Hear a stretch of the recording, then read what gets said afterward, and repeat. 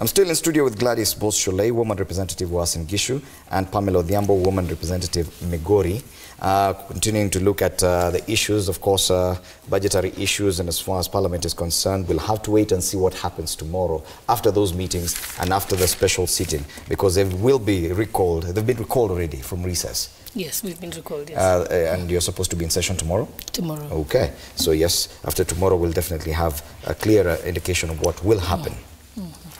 Other big headlines we're looking at this morning, and there's something that interestingly has disappeared from the headlines today. It's not on the page, on the front page, and this, I'm just looking at the standard, page 2, page 3, page 4, page 5, page 6, page 7, 8, 9, 10, and this one has disappeared. And as far as, I'll tell you which story that is. Which one is that? And that has to do with the ongoing investigations, murder investigations, the murder of Sharon Otieno, the university student. And this is on the opinion pages. This is on the opinion pages of the Standard, nowhere featuring. I think on the Daily Nation, there's a story on page 6. 3 more witnesses record statements on Sharon murder. Detectives in Migori County have recorded statements from 3 more witnesses on the murder of Rongo University student Sharon Otieno and abduction of Nation journalist Barack Odwor. And this, because the entire of last week, that was the biggest story on the front page.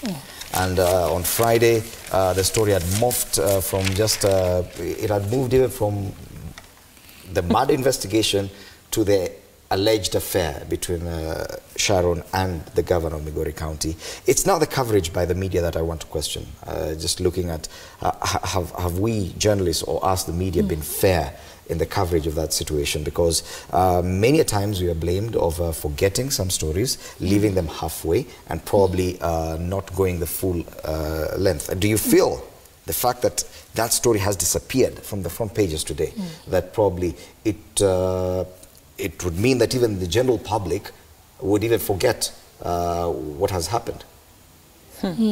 Okay, I think the general public or the media can forget it, but I hope to God that the police won't forget it, because I know they're investigating. So we are hoping that at least the police is continuing to undertake the investigations and hopefully bring people to court as soon as...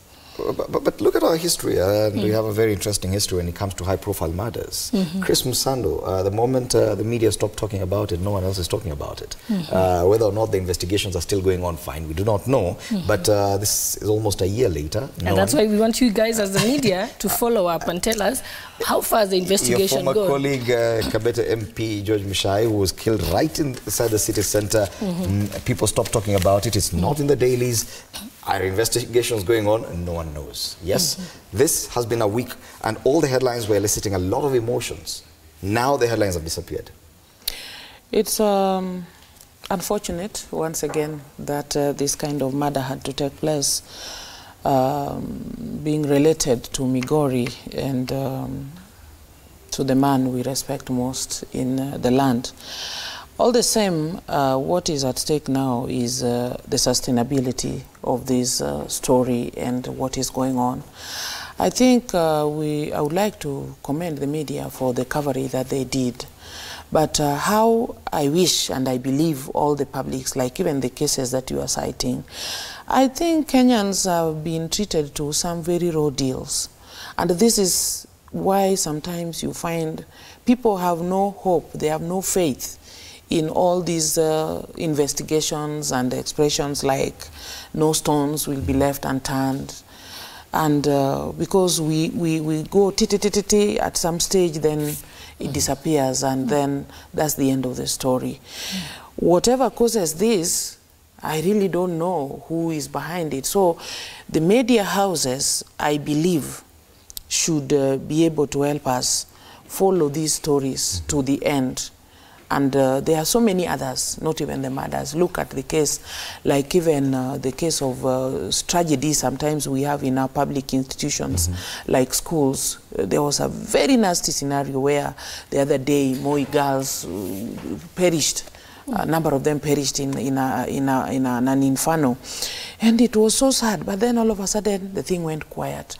And you'd struggle to know whether what these investigations revealed. And I think there we need to encourage the media. We need to have this story to come to a logical conclusion where the public, just like they were shocked with the news of this and this has happened, they should be finally settled down by this is what has happened so far.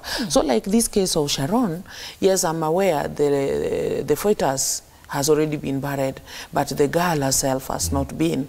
And I think that should still make the story live. And whatever investigations that are going on, like even now they're just saying 3 more being questioned. You know, the curiosity of the public is like, who are these 3? Who are they? And how are they connected to this? So I think there is still a thread that the media can still use to keep updating the people, because it is the only channel that we have.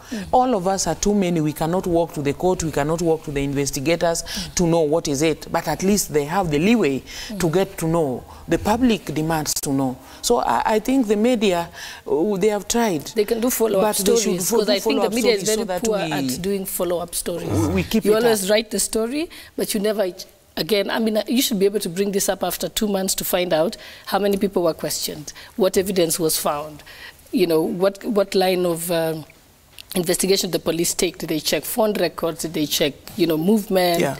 You know, things like that. So the media needs to... Do you feel like now that the headlines have disappeared, that chances are we will totally forget about this investigation? It could take years and no one will be asking questions.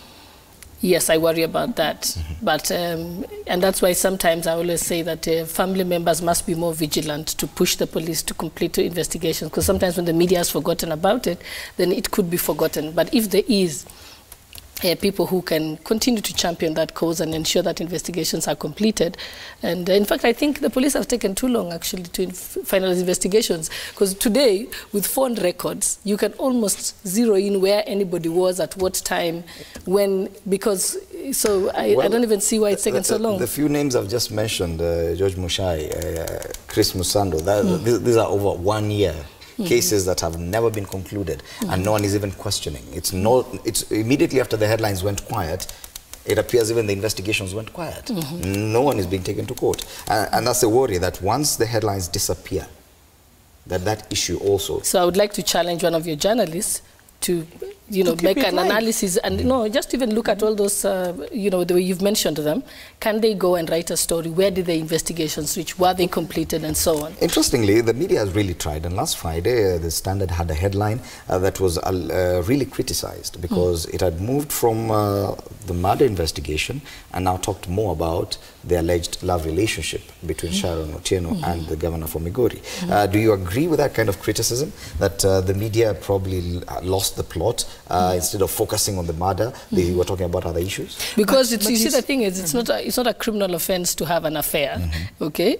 But what is criminal is the act of the death, killing Sharon. So that's what we should be focusing on as Kenyans. I mean, it's a life that we have lost.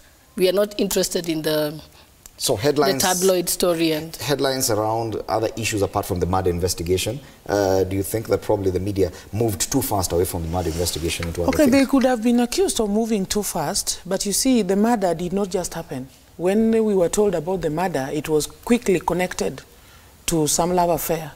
And I think from the ethical and moral perspective of the society, it was also right that they also talk about that.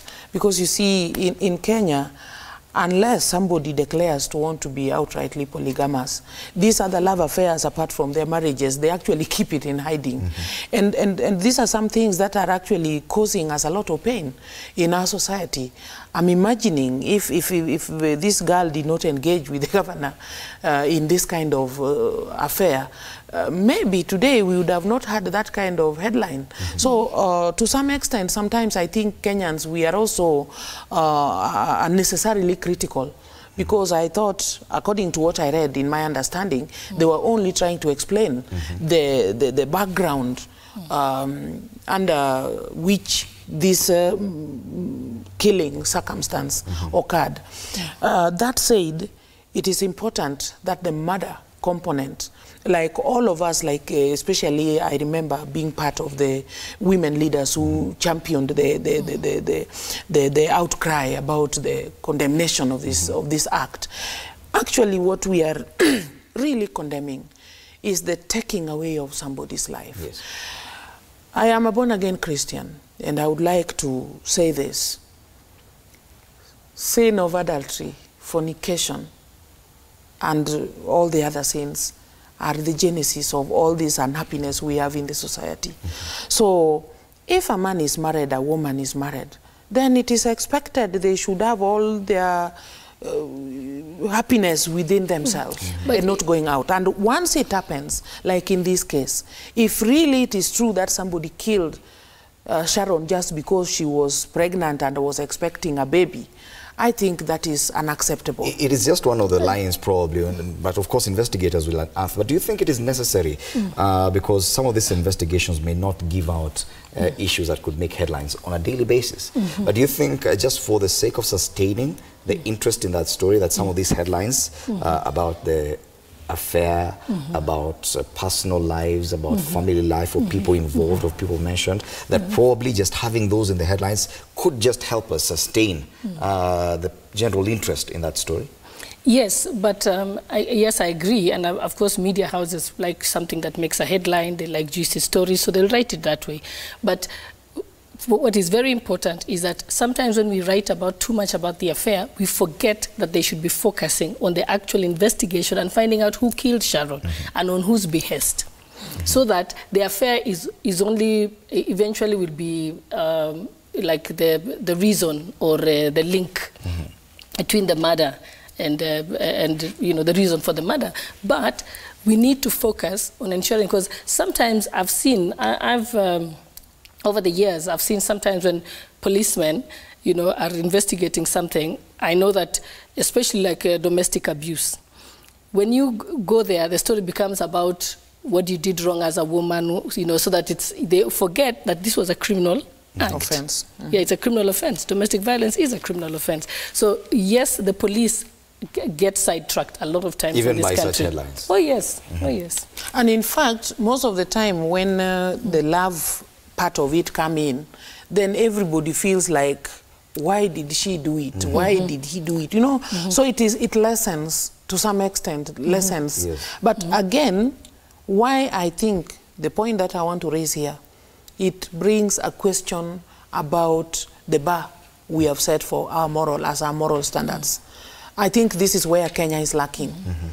Some things are that serious. Even the idea of killing somebody, just, I mean, the stories of love. How do you kill somebody or destroy somebody somebody that you love? So if I see some slim connection between the law condemning murder and also upholding moral uprightness. You know, the two. You feel like the law does not condemn murder as much as it should? No, the law condemns murder. But you see, when the murder happens, like Pamela was murdered because of some love triangle, then it is like that lessens the murder case. And that is my fear. It is supposed to strengthen, because Pamela has a right as a person to live. Life is a right, a basic right of everyone. And no matter what whatever actions, whatever the circumstances, the weight should not go down. And I think that is how we lose all these cases. For example, even the case of Musando. It was such a serious case. But then it was like meandering, and then some girl found also dead with him, and then, oh, it was just a love affair. That is what, and I think that is really where I differ on this. Because we tend to, people stopped being sympathetic towards Sharon just because the love affair was talked about, you know. So the thing is, we've got to focus on the importance of the actual criminal act that was committed, rather than focus on the other story. That can come out in evidence later and so on to support the case, but for now we should actually stay focused, because they trivialize the criminal act. Well, as far as the Standard is concerned, there's no headline with regard to that story. And I'm going page 8, 9, 10, 11, 12, 13, no mention.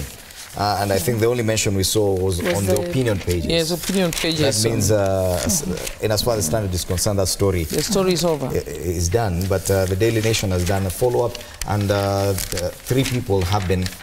3 more witnesses have recorded statements on Sharon murder. That's on page 6 of the Daily Nation. Of course, the investigation is still going on. That case is very much alive, and even Sharon herself is yet to be buried.